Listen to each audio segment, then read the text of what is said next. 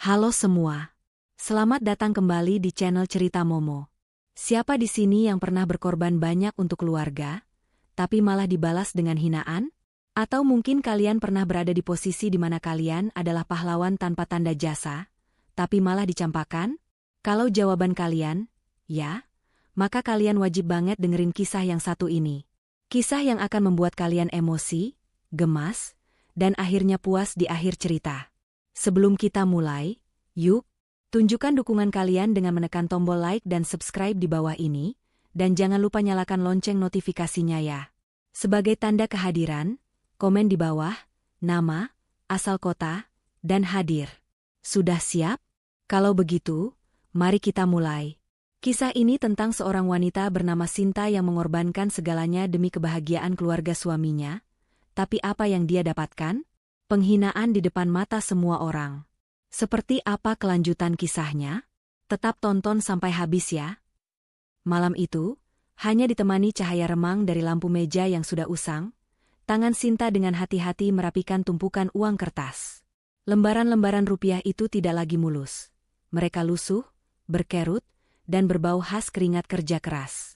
Bukan tumpukan yang terlalu tebal, tapi bagi Sinta, itu adalah cerminan dari setiap tetes peluh yang ia tumpahkan selama berbulan-bulan terakhir.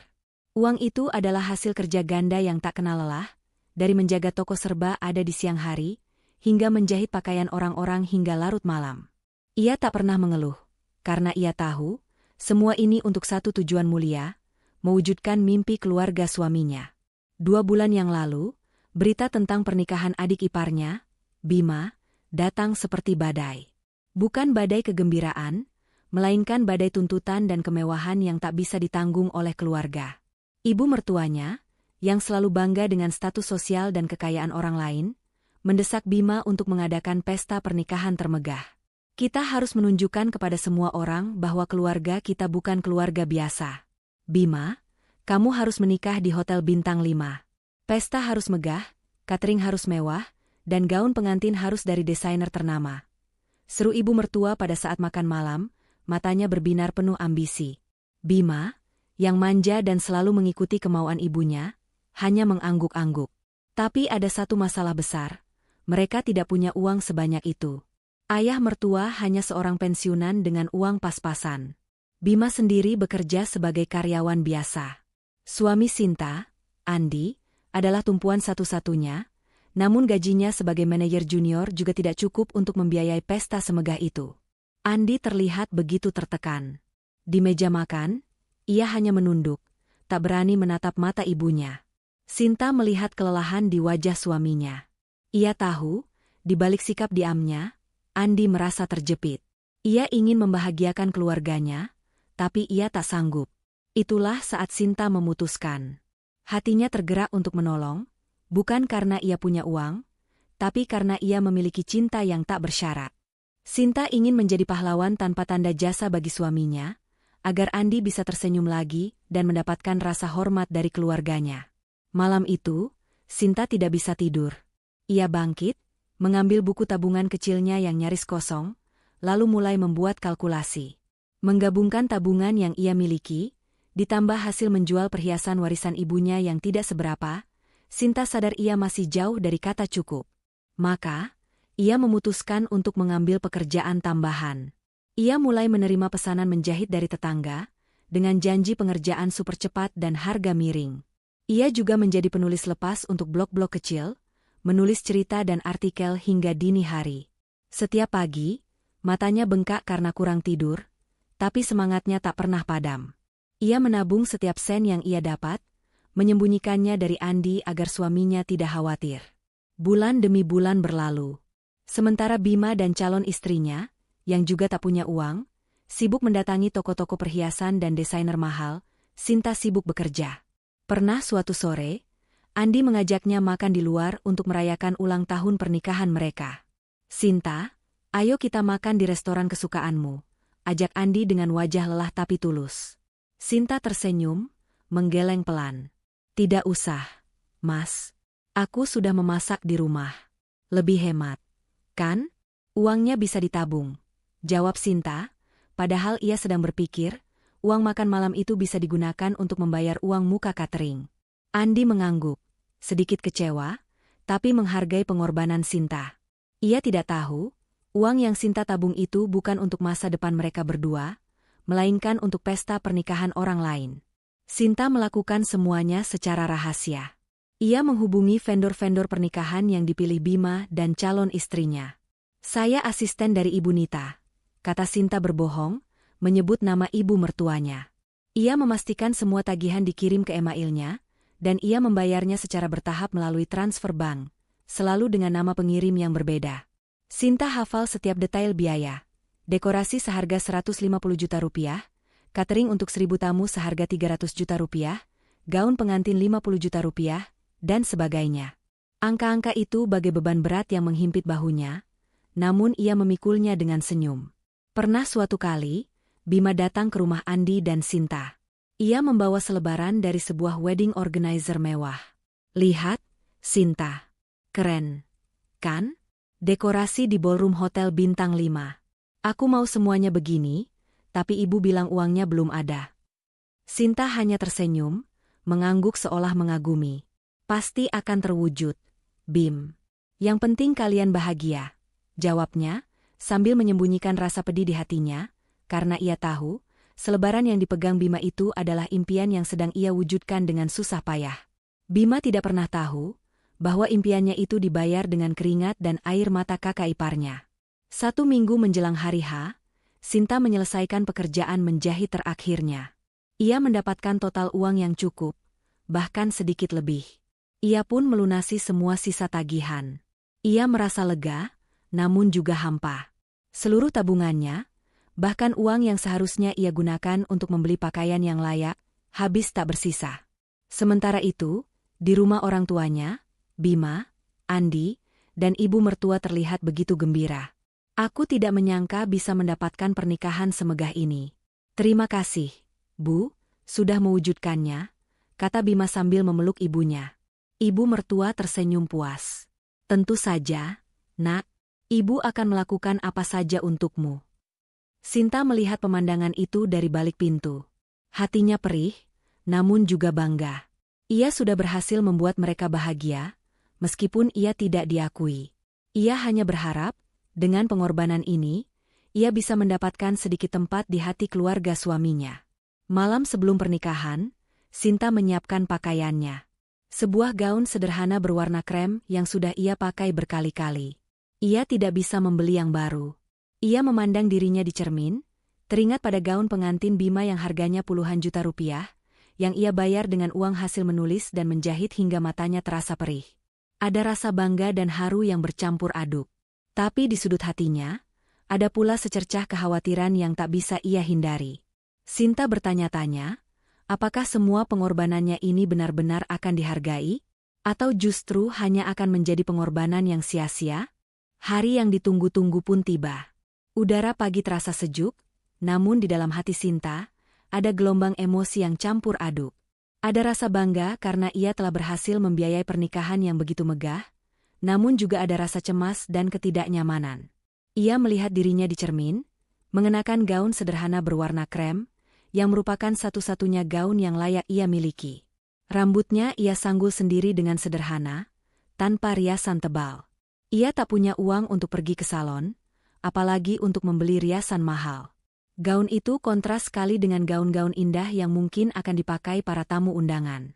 Andi, suaminya, mengenakan setelan jas yang rapi. Ia terlihat begitu tampan. Sinta tersenyum melihatnya. "Mas, kamu tampan sekali," pujinya tulus. Andi tersenyum, tapi wajahnya terlihat sedikit tegang. "Kamu juga, Sinta. Kenapa tidak pakai gaun yang lebih bagus?" "Ini kan hari pernikahan Bima?" tanya Andi pelan, khawatir. Sinta menggeleng. "Tidak apa-apa, Mas. Ini sudah cukup. Yang penting kan kita datang dan ikut merayakan," jawabnya, menyembunyikan kenyataan bahwa semua uangnya telah habis untuk membiayai pernikahan itu. Andi tidak tahu apa-apa. Ia hanya menganggap Sinta terlalu hemat. Mereka pun berangkat. Setibanya di ballroom hotel bintang 5 yang megah itu, Sinta tak bisa menahan diri untuk tidak terkesima. Ruangan itu disulap bagaikan istana negeri dongeng. Bunga-bunga segar menghiasi setiap sudut, lampu-lampu kristal berkilauan, dan aroma wangi lilin aromaterapi memenuhi ruangan. Ia melihat pelaminan yang menjulang tinggi, dengan hiasan mewah yang persis seperti yang ada di selebaran yang pernah dibawa Bima. Sinta tersenyum miris. Ia membayangkan keringatnya menetes di setiap kelopak bunga itu, di setiap kilauan lampu kristal itu. Ini semua uangku, bisiknya dalam hati, merasakan kebanggaan sekaligus kepahitan.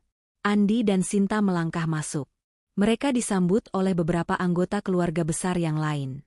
Ada yang menyambut dengan hangat, ada pula yang hanya tersenyum tipis. Namun, pandangan mata mereka seolah menilai penampilan Sinta yang terlihat paling sederhana di antara kerumunan tamu yang bergelimang kemewahan. Sinta berusaha untuk tidak peduli. Ia hanya ingin menemukan keluarga inti Andi dan menyapa mereka. Di sudut ruangan, Sinta melihat ibu mertua, ayah mertua, Bima, dan mempelai wanita. Mereka dikelilingi oleh tamu-tamu penting, tertawa dan berbincang dengan wajah penuh kebanggaan. Ketika Sinta dan Andi mendekat, sambutan yang mereka terima sungguh di luar dugaan. "Andi, kamu datang. Kenapa baru sekarang?" seru ibu mertua, matanya berbinar melihat anak sulungnya. Namun, pandangan mata itu langsung berubah dingin saat melihat Sinta di samping Andi. Ia melihat Sinta dari atas ke bawah, dari ujung rambut hingga ujung kaki. Tatapan itu penuh penghinaan, seolah Sinta adalah pengganggu yang tak pantas berada di tempat semewah itu. "Oh, Sinta, kamu juga datang?" katanya dengan nada datar.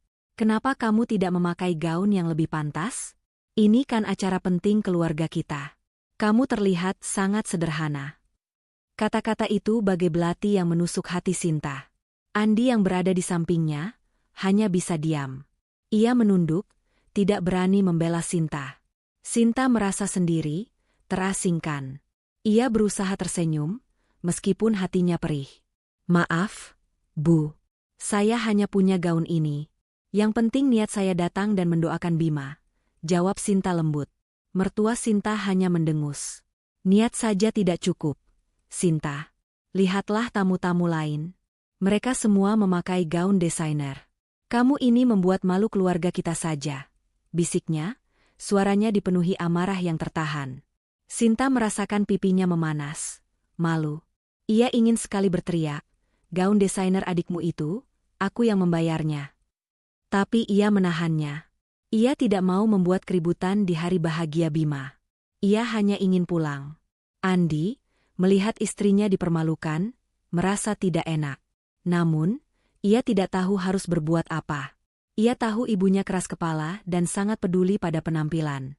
Ia hanya bisa menggenggam tangan Sinta erat, seolah ingin memberi kekuatan. Sinta membalas genggaman itu, tapi ia tahu, genggaman itu tidak bisa menghentikan rasa sakit di hatinya. "Kak Andi, Kak Sinta, kalian sudah datang," sapa Bima, adik iparnya, yang baru selesai berfoto dengan beberapa tamu. Bima terlihat sangat bahagia. Sinta berusaha tersenyum tulus. "Selamat ya, Bima. Semoga bahagia selalu," katanya. Mertua Sinta memotong pembicaraan. "Sudah, Bima. Jangan terlalu lama di sini. Kamu harus menyapa tamu-tamu penting yang lain. Mereka menunggu di sana," katanya sambil menunjuk sekelompok pengusaha kaya yang duduk di meja VIP. Bima pun menurut, meninggalkan Andi dan Sinta begitu saja. Sinta merasa seperti patung.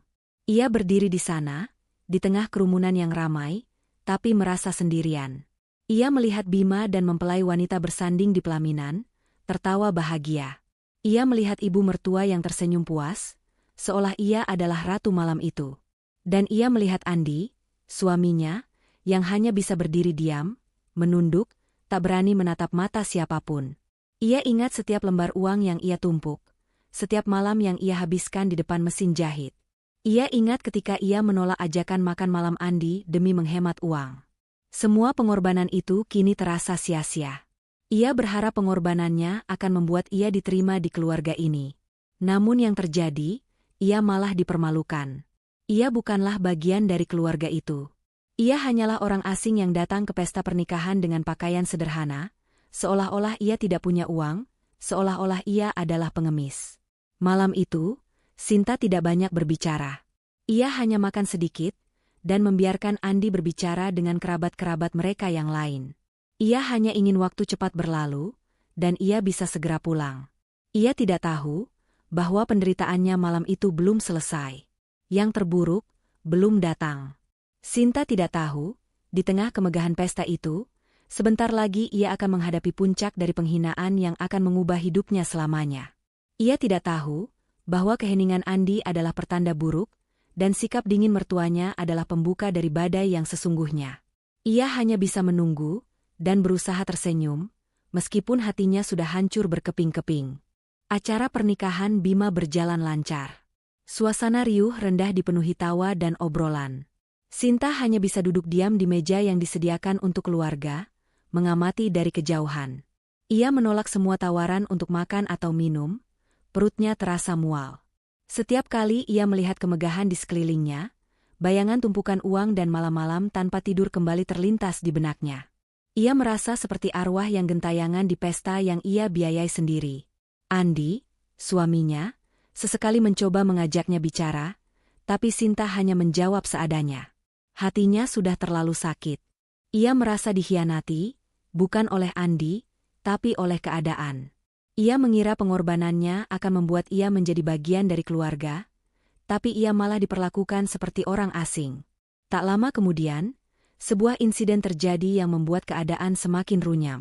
Seorang kerabat jauh dari pihak suami Sinta, seorang wanita parubaya yang terkenal cerewet dan suka bergosip, menghampiri meja mereka.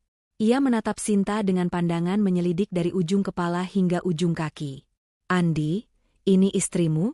Ya ampun, Sinta, kamu pakai baju ini ke pesta pernikahan adik iparmu? Kamu tidak malu? Pakaianmu seperti baju sehari-hari," sindirnya, suaranya sengaja dibuat lantang. Andi terlihat malu. Ia mencoba membela Sinta. "Tante, ini gaun Sinta yang paling bagus kok. Dia memang suka yang sederhana." Sinta hanya bisa menunduk, menahan air mata yang sudah dipelupuk matanya. Ia tidak ingin membuat keributan. Namun, ibu mertua yang kebetulan lewat dan mendengar percakapan itu, langsung bereaksi. "Ada apa ini? Kenapa ribut-ribut?" tanya ibu mertua, matanya menatap tajam ke arah Sinta. "Ini, Bunita. Istrinya Andi ini kok dandanannya sederhana sekali? Ini, kan pernikahan Bima, menantu ibu," jawab wanita cerewet itu sambil melirik sinis ke arah Sinta. Ibu mertua menatap Sinta, ekspresinya berubah menjadi marah.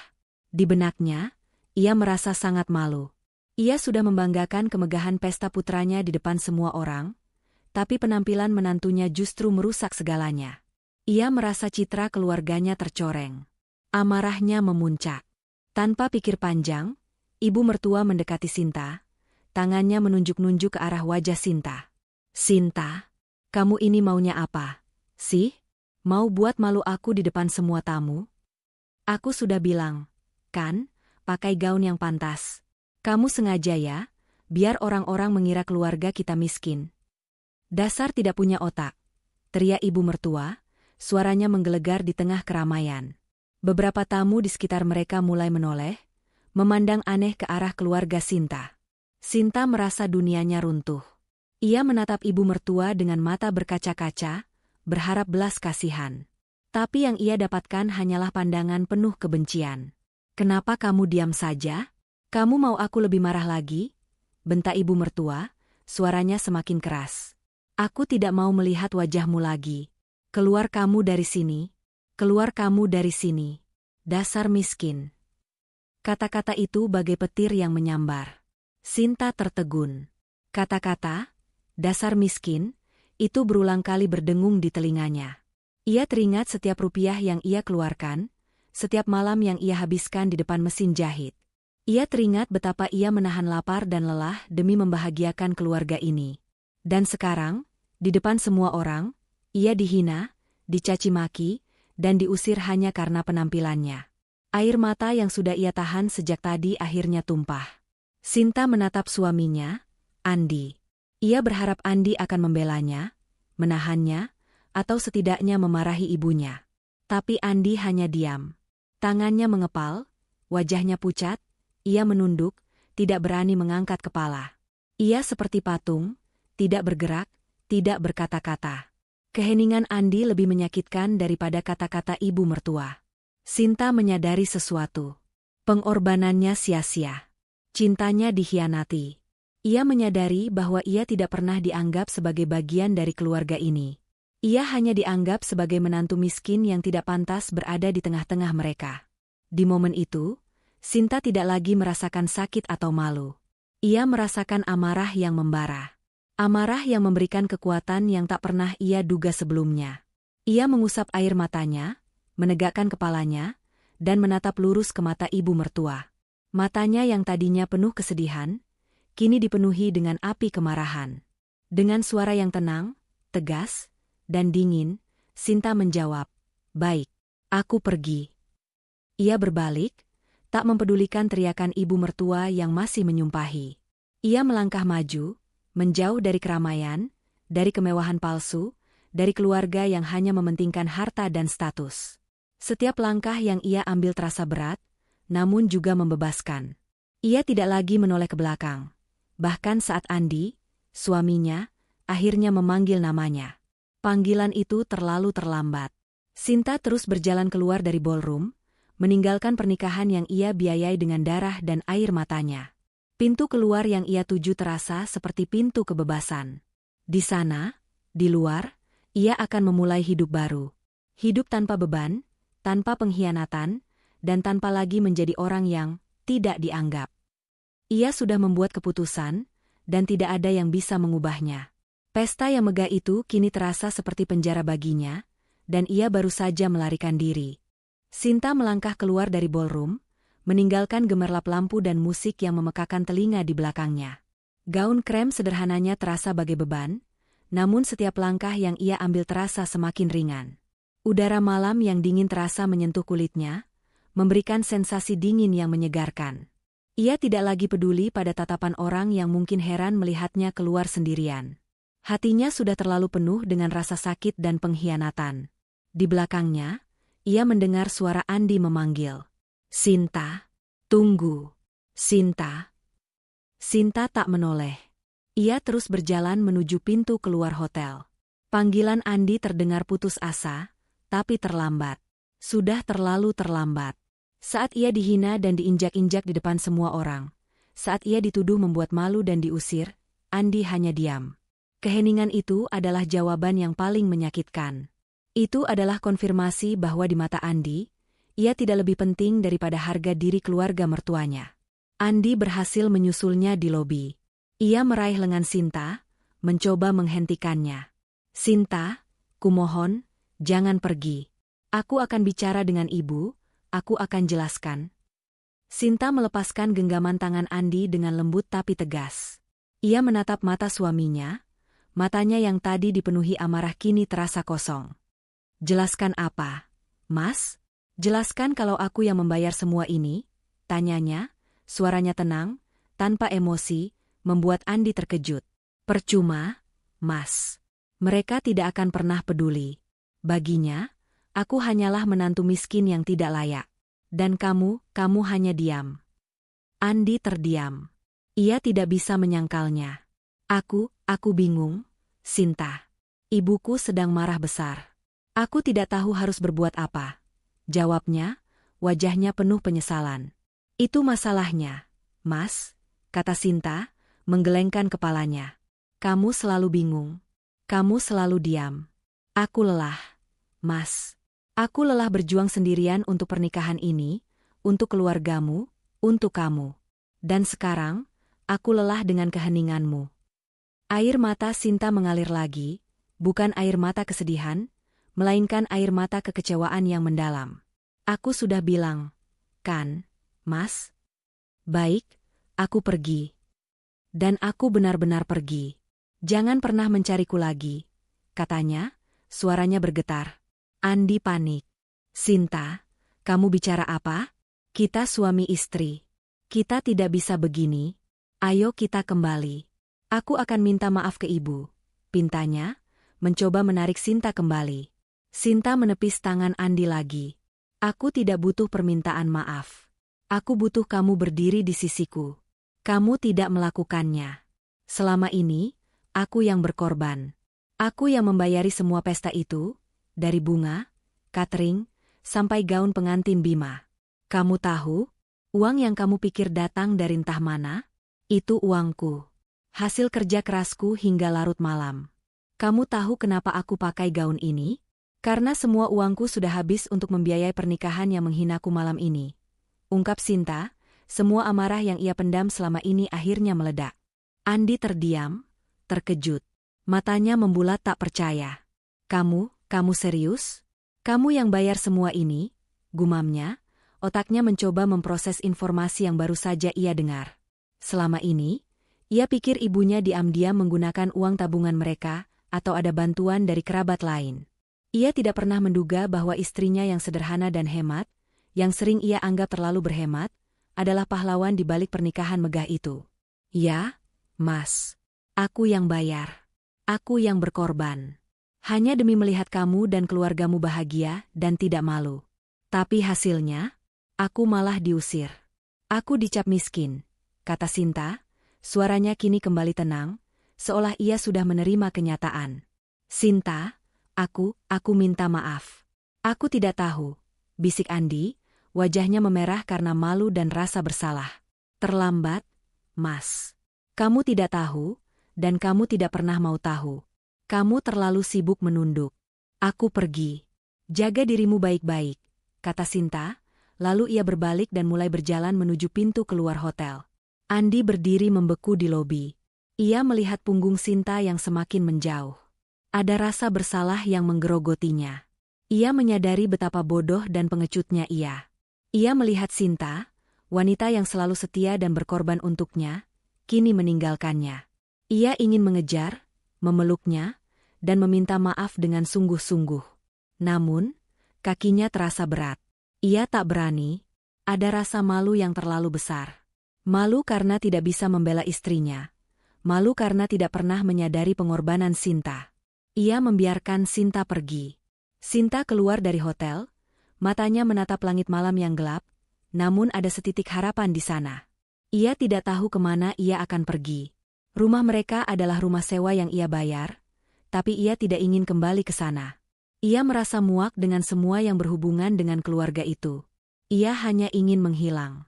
Ia ingin memulai hidup baru, tanpa beban, tanpa harapan palsu, dan tanpa penghinaan. Di dalam hatinya, ia sudah membuat keputusan besar.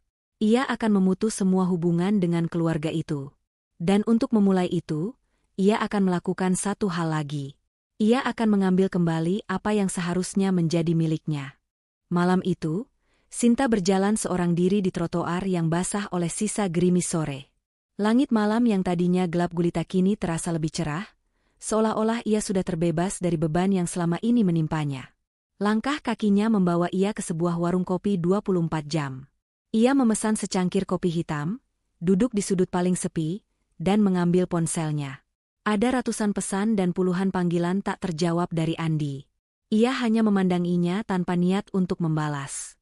Hatinya sudah mati rasa.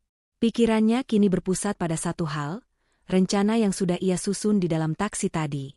Ia harus mengambil kembali apa yang ia berikan dengan sia-sia. Pagi itu juga, Sinta memutuskan untuk pergi ke bank. Ia menunggu bank buka, duduk di depan pintu sambil melihat ponselnya. Pukul 8 pagi, ia langsung masuk dan mengambil nomor antrean. Ia menemui seorang manajer bank yang sudah dikenalnya, yang sering membantunya mengurus transfer-transfer besar yang ia lakukan beberapa bulan terakhir. "Selamat pagi, Ibu Sinta. Ada yang bisa saya bantu?" sapa manajer itu dengan ramah. Sinta menarik napas dalam-dalam. "Pak, saya ingin mengajukan pembatalan transfer dan penarikan kembali dana yang telah saya bayarkan selama beberapa bulan terakhir ini. Totalnya sekitar hampir 1 miliar rupiah," katanya, suaranya tenang tapi matanya tegas. Manajer bank itu terkejut. 1 miliar? Untuk apa, Bu? Bukankah itu untuk biaya pernikahan adik ipar dan ibu mertua ibu? Tanyanya, bingung. Ia tahu Sinta melakukan banyak transfer ke wedding organizer, catering, dan desainer terkemuka. Ia juga tahu bahwa nama penerima jasa adalah ibu mertua dan Bima. "Benar, Pak. Tapi dana itu saya keluarkan secara sepihak, tanpa sepengetahuan suami dan keluarga mertua saya. Saya hanya ingin membantu. Tapi sekarang, saya ingin menariknya kembali. Ada kesepakatan yang dilanggar, jelas Sinta, matanya berkilat penuh tekad. Manajer bank itu tampak ragu. Maaf, Bu, tapi ini tidak bisa sembarangan. Dana itu sudah dibayarkan. Kontraknya atas nama keluarga mereka. Sulit sekali untuk menariknya kembali. Apalagi acaranya sudah selesai, katanya, mencoba menjelaskan. Saya tahu, Pak, tapi saya punya buktinya. Saya punya semua riwayat transfer, saya punya rekaman email, dan saya punya surat pernyataan bahwa saya yang bertanggung jawab atas semua pembayaran itu, kata Sinta, mengeluarkan sebuah map berisi semua dokumen yang ia siapkan dari tasnya. Semua transfer ini saya lakukan dari rekening pribadi saya. Dan semua uang ini saya dapatkan dari kerja keras saya sendiri. Saya bisa buktikan asal-usulnya. Sinta menjelaskan dengan detail bagaimana ia mendapatkan uang itu, dari menjahit hingga menulis lepas. Ia bahkan menunjukkan bukti-bukti transfer kecil-kecil yang masuk ke rekeningnya. Manajer bank itu, yang melihat ketegasan dan bukti kuat di tangan Sinta, mulai luluh. Ia tahu bahwa Sinta adalah klien yang jujur. Apalagi, Sinta sudah lama menjadi nasabah loyal di bank itu. Baik, Bu Sinta. Saya akan coba bantu. Tapi ini akan jadi proses yang rumit. Kami harus menghubungi pihak-pihak vendor terkait dan menjelaskan situasinya. Ini akan menimbulkan kekacauan besar, kata manajer itu, berusaha memperingatkan Sinta. Tidak masalah, Pak. Kekacauan itu yang saya inginkan, jawab Sinta dengan senyum tipis. Senyum yang menyimpan kepuasan dan kepedihan yang mendalam. Mereka yang memulainya, jadi biarkan mereka yang merasakannya. Manajer bank itu mengangguk. Ia mulai menelepon vendor-vendor terkait. Sinta duduk menunggu, jantungnya berdebar kencang. Ia mendengar manajer itu berbicara dengan pihak wedding organizer, lalu catering, dan kemudian desainer. Sinta bisa membayangkan kebingungan di seberang telepon. Maaf, kami tidak bisa menerima penarikan dana. Acara sudah selesai, kata pihak WO di telepon. Begini, Bapak. Dana yang masuk rekening Anda adalah dana yang ditransfer oleh klien kami, Ibu Sinta. Kontrak Anda memang atas nama Nyonya Nita, tapi pembayaran penuhnya dari Ibu Sinta. Ibu Sinta memiliki semua buktinya. Ia memiliki hak untuk menariknya kembali karena ada pelanggaran kesepakatan internal keluarga, jelas manajer bank itu. Jika Anda tidak mau mengembalikan uang itu, kami akan mengajukan gugatan hukum atas penipuan. Ancaman itu berhasil. Setelah perdebatan panjang, pihak WO, catering, dan desainer akhirnya menyetujui. Mereka tidak ingin berurusan dengan masalah hukum yang rumit dan panjang, apalagi dengan bukti yang begitu kuat dari pihak Sinta. Mereka pun sepakat untuk mentransfer kembali uang yang telah mereka terima. Tentu saja, dengan pemotongan biaya administrasi dan jasa yang sudah terpakai. Sinta tidak keberatan. Ia hanya ingin uang itu kembali, sebagai tanda ia tidak lagi punya hubungan dengan mereka. Selama beberapa jam berikutnya, Sinta melihat saldo di rekeningnya perlahan-lahan bertambah. Total uang yang masuk kembali tidak utuh, tetapi jumlahnya sangat besar. Ia merasa lega dan puas. Uang itu kini kembali menjadi miliknya, dan ia bisa memulai hidup baru.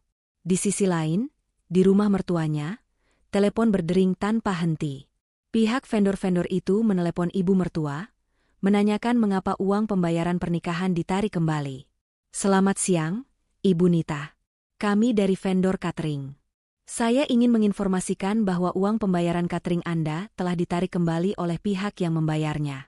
Kami menagih sisa pembayaran yang harus Anda bayarkan sebesar 300 juta rupiah. Kata seorang manajer catering di telepon. Ibu mertua yang sedang menikmati sarapan pagi langsung tersedak. Apa? Ditarik kembali? Tidak mungkin. Kami sudah membayarnya lunas. Teriaknya. Maaf, Bu, tapi buktinya uangnya sudah kembali ke rekening pengirim. Kami menunggu pelunasan dari Anda, kata manajer itu lagi. Hal yang sama terjadi dengan pihak wedding organizer, desainer, dan semua vendor lainnya. Total tagihan yang harus dibayar mencapai angka yang tidak masuk akal bagi keluarga itu. Seketika, kekacauan terjadi. Ibu mertua berteriak histeris, ayah mertua panik, dan Bima yang sedang bulan madu dihubungi dan langsung diancam akan dilaporkan ke polisi jika tidak melunasi semua tagihan. Sementara itu, Sinta berjalan keluar dari bank dengan senyum puas. Ia baru saja membeli sepasang sepatu baru, sepatu yang sudah lama ia inginkan tapi tak pernah ia beli demi menghemat. Hari ini, ia membelinya sebagai simbol kebebasan. Ia sudah mengambil kembali apa yang ia korbankan. Sekarang, biarkan mereka yang merasakan penderitaan yang ia alami. Pernikahan Bima yang tadinya dianggap sebagai puncak kebanggaan keluarga, seketika berubah menjadi pemicu malapetaka. Sejak telepon dari vendor-vendor pernikahan berdatangan, suasana di rumah mertua Sinta berubah drastis dari euforia menjadi kepanikan yang luar biasa. Ibu mertua yang tadi pagi masih berseri-seri menceritakan kemewahan pesta kepada tetangganya, kini berteriak histeris, wajahnya memerah padam. Tidak mungkin. Ini pasti salah. Kalian sudah dibayar lunas. Beraninya kalian menagih lagi? Teriak ibu mertua pada vendor catering yang menelepon, suaranya menggelegar hingga ke seluruh penjuru rumah. Ayah mertua duduk di sofa, memijat pelipisnya, wajahnya pias. Ia tak pernah melihat tagihan sebesar ini seumur hidupnya. Bima, yang seharusnya menikmati bulan madu, menerima telepon dari ayahnya. Bima, cepat pulang. Kita dalam masalah besar. Semua vendor menagih kita. Bima tak mengerti. Ia dan istrinya mengira semua sudah beres. Bagaimana bisa? Yah? Ibu bilang semuanya sudah diurus. Jawab Bima, suaranya penuh kebingungan. Ayahnya hanya bisa mendesah pasrah. Pulang sekarang juga, Bim. Kita harus mencari tahu apa yang terjadi. 2 hari kemudian, Bima dan istrinya yang masih kebingungan sudah berada di rumah orang tuanya. Ruangan tamu penuh dengan tumpukan tagihan yang dikirim oleh vendor-vendor pernikahan. Totalnya hampir 1 miliar rupiah, jumlah yang tak masuk akal bagi mereka. Bagaimana ini bisa terjadi, Bu? Bukankah Ibu bilang semua sudah lunas? Tanya Bima dengan nada putus asa. Ibu mertua duduk di sofa, matanya nanar. Ibu tidak tahu, Bim. Ibu pikir uang itu dari Andi, atau Sinta, atau entah dari mana. Setiap kali ibu tanya, Sinta selalu bilang, sudah beres, atau tidak usah khawatir. Ibu pikir dia yang mengurus semua ini. Teriaknya, frustasi. Ayah mertua menggelengkan kepalanya. Andi sudah bilang padaku kalau dia tidak punya uang sebanyak itu. Tapi dia bilang dia tidak tahu dari mana uang itu. Aku pikir, mungkin ada paman atau bibi yang menyumbang diam-diam. Katanya, suaranya lemah. Andi, yang sedari tadi hanya diam di sudut ruangan, akhirnya angkat bicara. Sinta yang membayarnya. Dia bilang padaku di lobi hotel. Bisiknya, suaranya serak. Ia masih tak bisa melupakan ekspresi Sinta saat ia menceritakan pengorbanannya. Seketika, semua mata tertuju pada Andi. Apa? Jadi Sinta yang bayar? Teriak ibu mertua, matanya melotot. Kenapa dia tidak bilang dari awal? Kenapa dia malah menariknya kembali? Ini pasti balas dendam. Dia mau menghancurkan kita. Andi hanya bisa menunduk, tak mampu menjawab. Ia tahu, Sinta melakukan semua itu dengan tulus, tanpa pamrih, hanya untuk membuat mereka bahagia. Tapi Sinta tidak pernah menyangka akan dibalas dengan penghinaan sebesar itu. Andi merasa malu. Ia tahu ini semua akibat dari perlakuan mereka pada Sinta. Kita harus menghubungi Sinta. Minta dia untuk mengembalikan uangnya. Dia tidak bisa seenaknya begini, teriak ibu mertua, mengambil ponselnya dan menelepon Sinta. Namun, panggilan itu hanya berdering tanpa jawaban. Ia terus menelepon, mencoba nomor lain, bahkan nomor telepon rumah. Tidak ada jawaban. Andi juga mencoba menelepon Sinta, mengiriminya pesan. Sinta, kumohon, bicaralah denganku. Ibu panik. Semua vendor menagih. Kita harus jelaskan. Maafkan aku. Pesan itu hanya dibaca, tapi tak dibalas. Keluarga itu pun mulai merasakan penderitaan yang sesungguhnya. Mereka didatangi oleh petugas penagih hutang dari wedding organizer yang murka. Kami sudah menanggung kerugian besar karena pembatalan ini. Jika Anda tidak melunasi tagihan, kami akan mengajukan gugatan. Ancam sang petugas, meninggalkan tumpukan surat peringatan di atas meja. Ibu mertua yang tadinya sombong kini terlihat lesu. Ia mulai menelepon semua kerabat, memohon bantuan. Namun, tidak ada yang mau membantu. Mereka semua tahu bahwa pernikahan Bima terlalu mewah, dan mereka merasa bahwa keluarga itu terlalu serakah. Suasana di rumah menjadi tegang. Setiap hari, ada saja telepon dari vendor yang menagih. Bahkan, ada beberapa vendor yang datang langsung ke rumah, membuat malu keluarga di depan para tetangga. Ayah mertua harus menjual beberapa perhiasan milik istrinya untuk melunasi sebagian kecil dari hutang-hutang itu. Tapi itu tidak cukup. Tagihan terus menumpuk, dan mereka mulai merasa tercekik. Di tengah kekacauan itu, Andi hanya bisa menyaksikan, tanpa bisa berbuat apa-apa. Ia merasa sangat bersalah. Ia tidak pernah tahu pengorbanan Sinta. Ia tidak pernah membelanya. Ia hanya bisa melihat ibunya menderita, ayahnya putus asa, dan adiknya tertekan. Semua ini adalah akibat dari kebisuan dan ketidakberdayanya. 1 bulan kemudian, hidup mereka benar-benar berada di titik terendah. Tidak ada lagi tawa, tidak ada lagi senyum. Rumah yang tadinya megah kini terasa suram. Telepon terus berdering, bukan lagi dari vendor, tapi dari bank. Bapak dan Ibu Nita, mohon segera melunasi cicilan rumah yang sudah menunggak selama 1 bulan. Jika tidak, pihak bank akan mengambil alih rumah ini. Itu adalah pukulan terakhir bagi mereka. Rumah yang mereka tinggali, yang menjadi simbol status sosial mereka, terancam disita. Mereka tahu, satu-satunya jalan keluar adalah Sinta. Mereka harus memohon pada Sinta. Mereka harus menelan harga diri mereka dan meminta bantuan pada menantu yang mereka usir dan mereka cap, miskin, itu. Di luar sana, Sinta menjalani hidup barunya. Ia tidak lagi bekerja 2 tempat. Ia hanya bekerja di 1 tempat dengan gaji yang lebih baik. Ia tidak lagi menahan diri untuk membeli barang-barang yang ia sukai. Ia tidak lagi menabung untuk orang lain, tapi untuk dirinya sendiri. Ponselnya berdering. Nama, ibu mertua, muncul di layar. Sinta hanya tersenyum tipis. Ia tahu, saatnya sudah tiba. 1 bulan sejak hari pernikahan Bima, hidup keluarga itu berubah 180 derajat. Tawa dan kebanggaan yang dulu menghiasi rumah mereka kini sirna, digantikan oleh ketegangan, kecemasan, dan rasa putus asa. Telepon berdering tak henti-henti, bukan lagi dari kerabat yang mengucapkan selamat, melainkan dari pihak bank dan penagih hutang yang menuntut pembayaran. Tumpukan surat peringatan dari bank dan pengadilan telah memenuhi meja ruang tamu, seolah menjadi monumen bisu atas keangkuhan mereka. Andi, sang suami, yang biasanya bekerja dengan penuh semangat, kini hanya bisa termenung. Kinerja kerjanya menurun drastis. Pikirannya terus dihantui oleh tagihan-tagihan yang menggunung dan kepergian Sinta. Ia mencoba menenangkan ibunya, namun setiap kali ia melakukannya, sang ibu hanya akan menyalahkan Sinta. Ini semua gara-gara Sinta. Dia sengaja ingin menghancurkan kita. Dia tahu kita tidak punya uang sebesar itu, teriak ibu mertua, matanya dipenuhi kebencian dan keputusasaan. Andi tahu ibunya salah, tapi ia tidak berani membantah. Ia merasa bersalah karena tidak membela Sinta, dan kini ia harus menanggung akibatnya. Ia mencoba mencari cara untuk menyelesaikan masalah ini, tapi ia tidak tahu harus mulai dari mana. Gajinya sebagai manajer junior bahkan tidak cukup untuk membayar 1/10 dari total hutang mereka.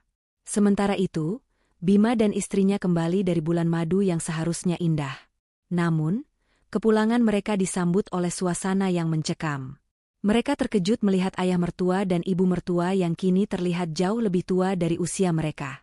Wajah Bima yang tadinya ceria berubah menjadi pucat pasi saat ia melihat tumpukan tagihan yang menggunung. Bagaimana bisa begini, Bu? Kita sudah menghabiskan semua uang tabungan kita untuk resepsi, dan sekarang kita harus bayar lagi, tanya Bima, suaranya bergetar. Ibu mertua hanya bisa menangis. Ibu tidak tahu, Nak. Vendor-vendor itu bilang uangnya ditarik kembali.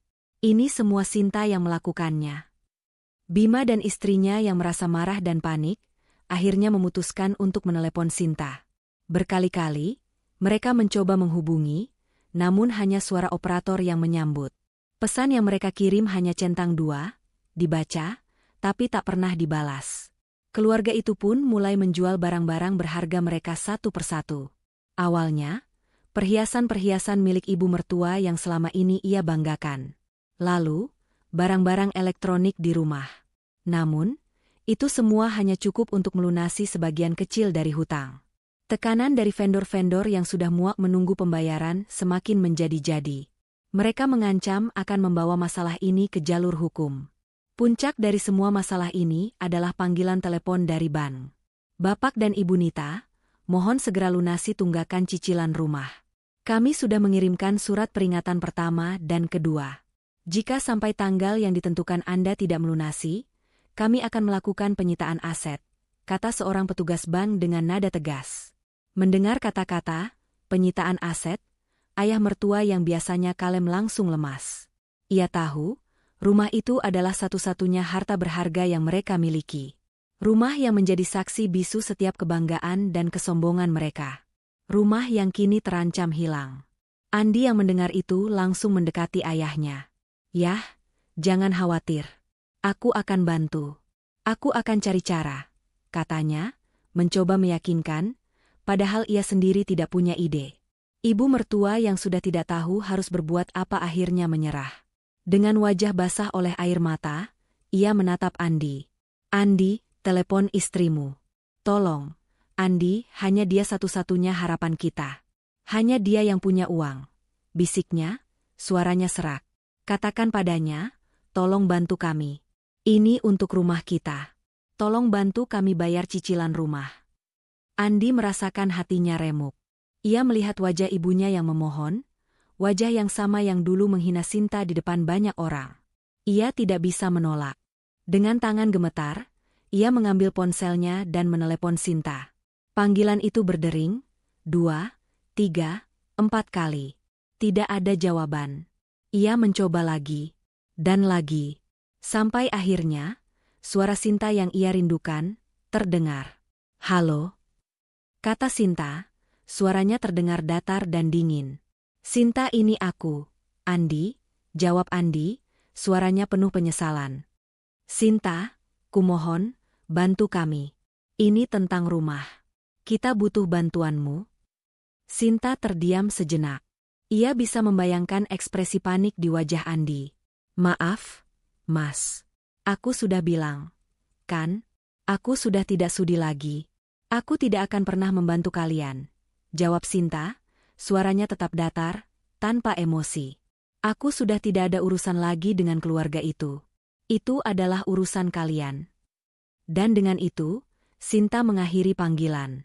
Andi yang membeku, tak bisa berkata-kata, hanya bisa menatap layar ponselnya.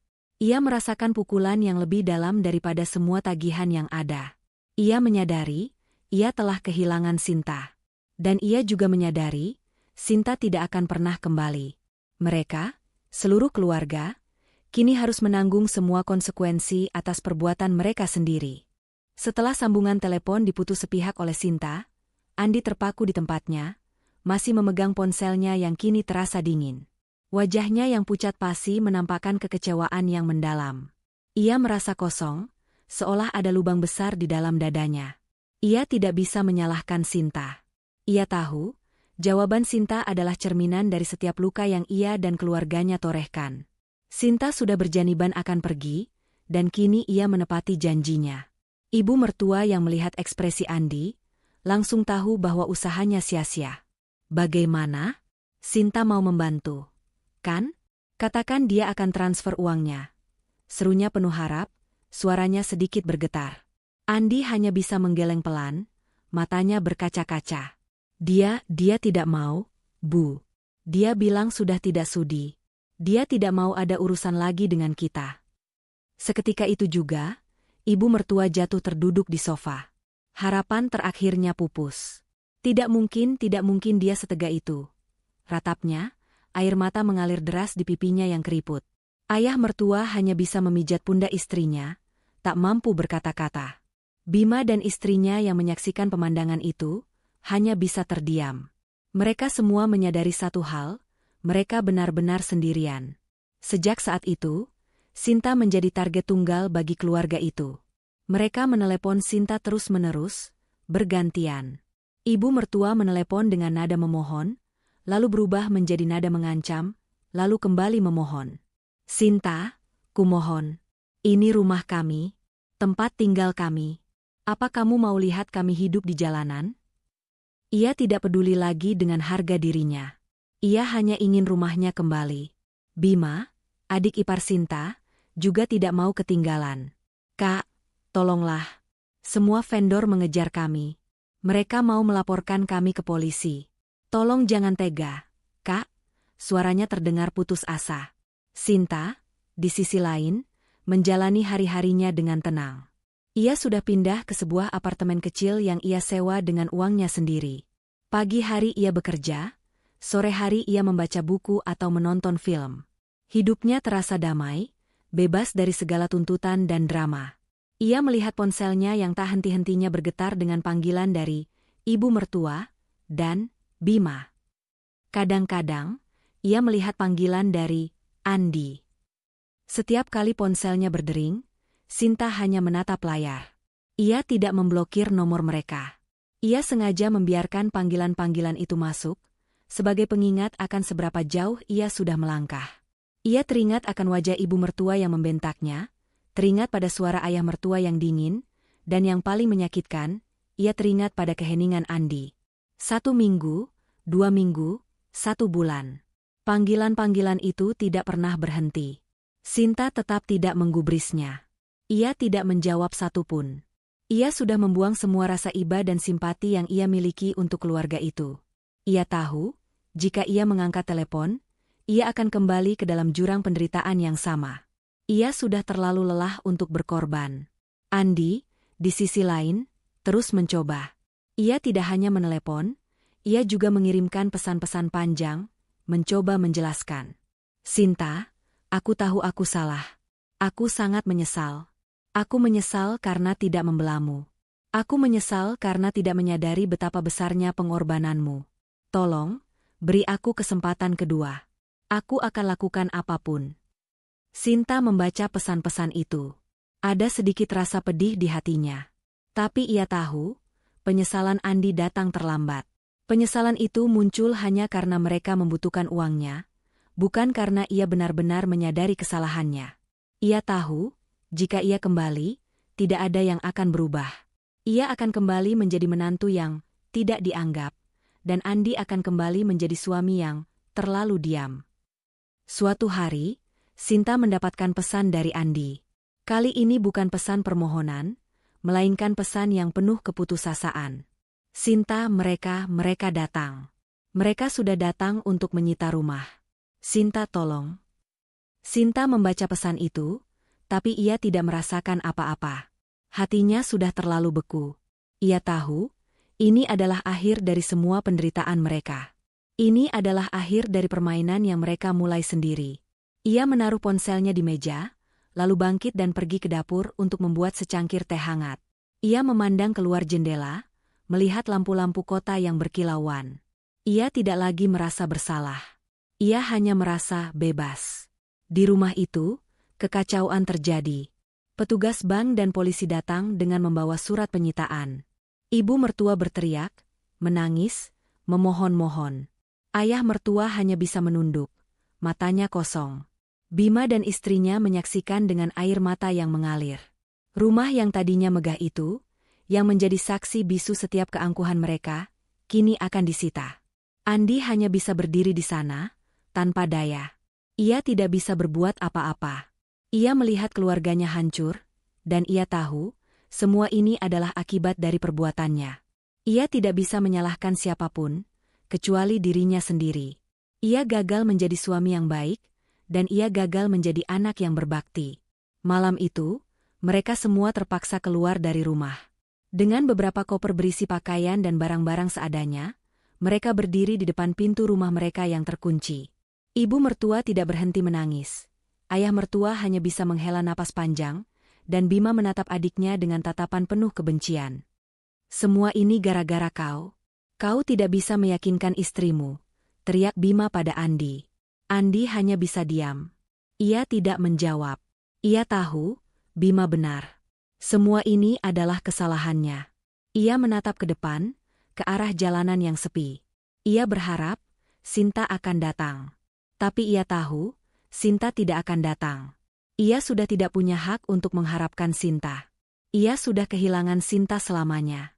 Malam itu, di bawah rembulan yang sinarnya terasa begitu dingin, keluarga itu duduk terdiam di sebuah bangku taman, tak jauh dari rumah mereka yang kini sudah dikunci dan disegel. Mereka hanya memiliki beberapa koper berisi pakaian dan beberapa barang berharga seadanya. Air mata ibu mertua sudah mengering, menyisakan jejak asin di pipinya yang kotor. Ayah mertua hanya bisa memandang kosong ke depan, seolah jiwanya sudah pergi meninggalkan raganya. Bima dan istrinya terlihat putus asa, tak tahu harus kemana. Di tengah keheningan itu, ayah mertua memecah keheningan. Kita harus mencari tempat tinggal sementara. Besok kita hubungi keluarga lain. Suaranya serak dan lemah. Andi hanya bisa mengangguk. Ia tidak punya kata-kata. Hatinya begitu berat. Ia melihat keluarganya yang hancur, dan ia tahu, ini semua akibat dari kesombongan, keangkuhan, dan kebodohannya. Ia menoleh ke arah ibunya. Wajah yang dulu selalu dipenuhi senyum bangga dan tawa sombong, kini dipenuhi oleh air mata penyesalan yang terlambat. "Bu, ibu minta maaf ya," bisik Andi, suaranya bergetar. Ibu mertua menoleh, menatap Andi dengan mata nanar. "Maaf? Untuk apa?" tanyanya. "Maaf karena aku tidak bisa membela Sinta. Maaf karena aku tidak bisa menjaga Sinta. Maaf karena aku tidak bisa menjadi suami yang baik untuknya," jawab Andi, suaranya penuh kepedihan. "Semua ini terjadi karena aku tidak berani melawan, karena aku tidak berani mengakui bahwa aku salah." Ibu mertua menatap putranya, lalu mengalihkan pandangannya ke jalanan yang sepi. Ia teringat pada hari pernikahan Bima. Ia teringat bagaimana ia membentak Sinta di depan semua orang. Ia teringat bagaimana ia mengusir Sinta, menuduhnya miskin. Ia teringat setiap kali Sinta berusaha membantunya, ia selalu menolaknya dan mencemoohnya. Ia pikir Sinta adalah orang yang lemah, yang bisa ia injak-injak sesukanya. Tapi kini, ia sadar, Sinta adalah orang yang paling kuat di antara mereka semua.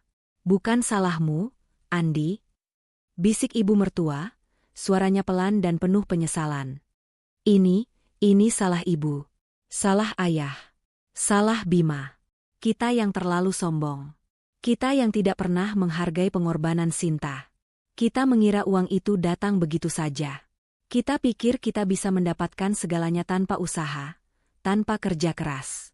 Kita hina Sinta, padahal dialah yang selama ini menopang keluarga ini. Kita usir dia, padahal dialah yang paling peduli pada kita. Kita yang miskin. Miskin hati. Air mata ibu mertua kembali mengalir. Ayah mertua mengangguk membenarkan.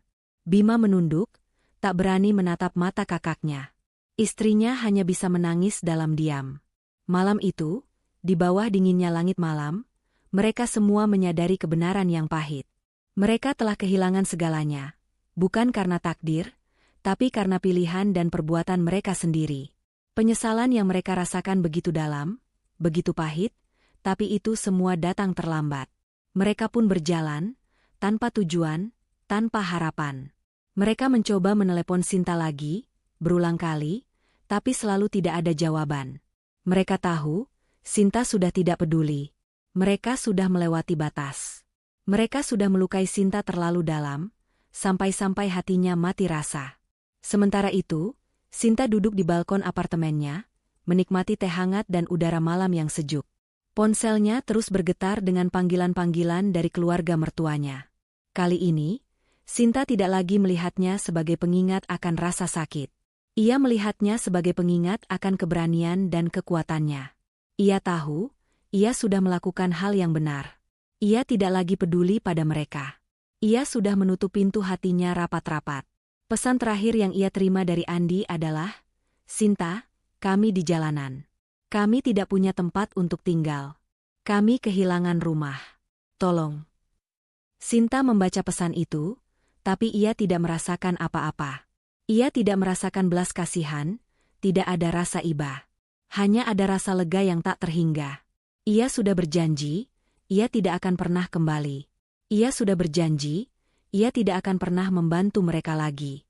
Ia sudah melewati batas. Mereka pun demikian. Ini adalah akhir dari semua penderitaan dan pengorbanannya. Sinta melihat bulan di langit yang terang. Ia tersenyum. Ia tidak tahu apa yang menantinya di masa depan. Tapi ia tahu, masa depan itu akan jauh lebih baik daripada masa lalunya. Ia sudah bebas. Bebas dari keluarga yang tidak menghargainya. Bebas dari suami yang tidak bisa melindunginya. Ia sudah menjadi Sinta yang baru, Sinta yang kuat, yang berani, dan yang mencintai dirinya sendiri lebih dari segalanya. Beberapa bulan kemudian, kehidupan keluarga mantan mertua Sinta benar-benar berada di titik nol. Mereka terpaksa tinggal di rumah kontrakan kecil yang jauh dari kesan mewah. Cicilan rumah yang tidak bisa mereka bayar membuat rumah megah mereka disita bank. Mobil-mobil mewah yang selama ini mereka pamerkan sudah terjual untuk melunasi sebagian kecil hutang. Tapi itu tidak cukup. Setiap hari, mereka hidup di bawah bayang-bayang hutang dan ketidakpastian. Ibu mertua yang dulunya sangat peduli pada penampilan dan status sosial, kini terlihat sangat berbeda. Rambutnya memutih, badannya kurus, dan matanya selalu sembab. Ia menghabiskan sebagian besar waktunya dengan merenung, memikirkan setiap perkataannya pada Sinta. Ia teringat betapa Sinta selalu mengalah, berkorban, dan tidak pernah mengeluh. Kini, ia menyadari, ia telah mengusir harta berharga yang sesungguhnya dari rumahnya. Ayah mertua juga tidak lagi sama. Ia yang dulunya pasif, kini harus bekerja serabutan untuk menopang keluarganya. Ia seringkali terlihat lelah dan putus asa.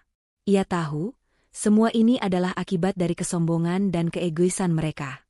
Andi, sang suami, yang dulunya terlalu diam, kini dipenuhi oleh penyesalan yang mendalam. Ia kehilangan segalanya. Keluarganya hancur, dan ia kehilangan Sinta, wanita yang paling berharga dalam hidupnya. Ia mencoba mencari Sinta, pergi ke tempat-tempat yang mungkin Sinta kunjungi, dan bahkan mencoba menghubungi teman-teman Sinta. Tapi tidak ada yang tahu Sinta berada di mana. Sinta telah menghilang dari kehidupannya, sama seperti ia menghilang dari kehidupan Sinta. Suatu sore, Andi berjalan melewati sebuah kafe. Ia melihat sebuah poster yang menarik perhatiannya. Diskusi buku dan pameran lukisan, tulis poster itu. Ia masuk ke dalam, dan matanya langsung tertuju pada sebuah lukisan yang dipajang di dinding. Lukisan itu menampilkan sosok seorang wanita yang sedang menunduk, dikelilingi oleh tumpukan uang kertas yang berterbangan, dengan wajah yang terlihat lelah namun penuh tekad. Di bawah lukisan itu, tertulis nama, Sinta. Jantung Andi berdebar kencang. Itu adalah Sinta. Ia tidak salah lihat. Ternyata, Sinta yang selama ini ia kira hanya mengurus rumah tangga, memiliki bakat melukis yang luar biasa. Andi menanyakan pada salah satu petugas kafe, dan ia diberitahu bahwa pameran itu adalah pameran tunggal dari seniman muda bernama Sinta. Andi merasa hancur. Ia tidak pernah tahu. Ia terlalu sibuk dengan masalah keluarganya, terlalu sibuk menunduk, hingga ia tidak pernah melihat betapa luar biasanya Sinta. Sinta bukan hanya seorang istri yang berkorban, ia adalah seorang seniman, seorang wanita yang memiliki talenta dan kemandirian. Andi menyadari, ia telah menyia-nyiakan Sinta, dan kini ia tidak punya kesempatan untuk menebusnya. Di sisi lain, kehidupan Sinta benar-benar berubah. Uang yang ia tarik kembali, ia gunakan untuk membuka galeri seni kecil. Ia tidak lagi bekerja sebagai penulis lepas atau tukang jahit. Ia menjadi seorang seniman, menjual lukisan-lukisannya yang sebagian besar terinspirasi dari kisah hidupnya. Sinta menjadi seorang wanita yang mandiri dan sukses, tanpa perlu mengandalkan siapapun. Ia hidup dengan damai dan bahagia, dikelilingi oleh orang-orang yang menghargainya. Suatu hari, Sinta bertemu dengan seorang teman lama yang menceritakan tentang nasib keluarga mantan mertuanya. Sinta mendengarkan dengan tenang, tanpa ekspresi. Ia tidak merasakan kebencian atau dendam. Hanya ada rasa lega. Ia tahu, mereka mendapatkan apa yang pantas mereka dapatkan. Kisah ini berakhir dengan Sinta yang berdiri di tengah galeri seninya. Ia memandang salah satu lukisan yang paling ia suka. Lukisan itu menggambarkan dirinya sendiri, dengan senyum puas, meninggalkan sebuah pintu besar yang tertutup rapat, di mana di balik pintu itu terdapat kegelapan. Ia sudah meninggalkan masa lalunya,